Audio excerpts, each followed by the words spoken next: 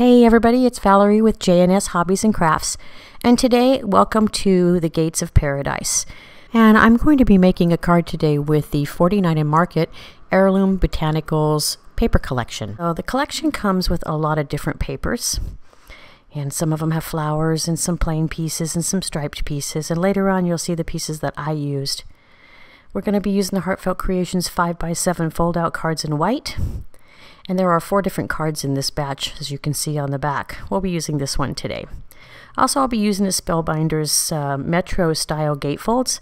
It comes with 2 dies, and when you cut them, they come out like this, with 2 little gates that are folded. Now, I've decided to keep the edges so that it actually makes them wider, and I reinforced them on the back with a little bit of extra paper, as you can see, because I wanted my gates to be a little wider, but I like the cutouts that are in them here. I'm going to take some Bling on a roll in gold and cut the stripes into single strips and embellish the front of my gates, as you can see here. And that gets rid of that little seam that was left when I increased the size of the die on the paper here. I'm also going to be using our new flowers we just got in from Prima Flowers. One is called Rose Quartz and the other one I believe is called Helena. And I'll be embellishing the front of the card later with those. And I used a magnet to actually clasp the gates together. So as you can see here, I put a little magnet on the front of it. And then I'm going to take one of those Prima Flowers, the larger one, and attach it on the right-hand side with a magnet behind it so that it clasps it together when we're done. This will be covering the whole card. I put a little bit of Stickles on the front of the gates so that the embellishment was a little bit brighter gold. And then a couple of those fancy flat back pearls in the centers of each of the gates. And this is what the pearls look like. We're also going to be using the Fleur border basics today, and I love them because they cut the shapes perfectly out in the card that we're using, so you don't have to do it by scissors. You can just use these extra dies and they cut them perfectly along the edges. Here are the pieces that I'm going to be using, and as you know, I pre-label mine so that I don't get messed up. So we're going to be using these for the front and back of the front piece of the card. And page 2, I'll be using this. And then I've got this one for page 3, which is going to look really pretty. And then the back page, I'm going to fussy cut this little guy out. And then there's a little bird cage, so I've decided to use one of Shellie's bird cages out of her collection. And I'll embellish that later on. And then this is going to be for the back of each of the pieces too as well. After I die cut, I use my Spellbinder tool to clean out my dies. This little tool is amazing. It's really easy to use. Everything just pops right out. If you don't have one of these, you really should go get one. Look, 2 seconds you saw me clean the whole die.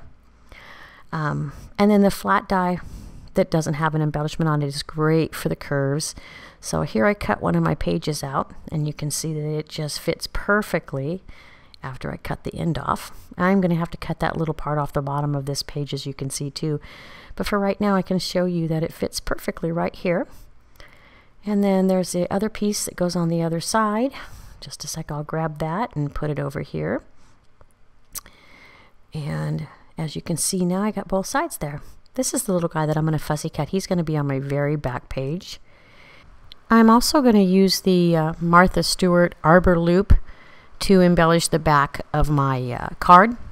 Something else you should know is that I like to take my pigments and color the edges of my card, because sometimes my cut pieces don't go all the way to the edge based on the folds, and this just kind of covers that little extra white piece. So here are my flowers and my Arbor loop punch and Shellie's cute little bird cage that I embellished with some gold stickles. As you can see, there they are. And I put a little gold stickles inside the flowers later too. So I decided to go back and get some of that gold bling, and again in single strips, cut it and embellished each of the pages along that die that I cut earlier. And it matches the gates on the front. So my card is pretty much done here. My gates are embellished. My flowers are all up at the top. You can open up the gates with that nice little magnet. I really like the way this came together. So I hope everybody enjoyed this card. It's pretty simple for me. I didn't do a ton of fussy cutting, but if I would have put too much inside of this card, it probably wouldn't have closed and the gates would have been all opened up and wouldn't have stayed closed. So I kept it pretty simple. There's lots of room to put your own little embellishments in, and it comes with a great sheet that you can cut things out. So if you wanted to add some more cutouts inside, it'd be very easy for you to do. I hope you guys enjoyed this tutorial, and I hope you have a great day. Happy crafting. Bye.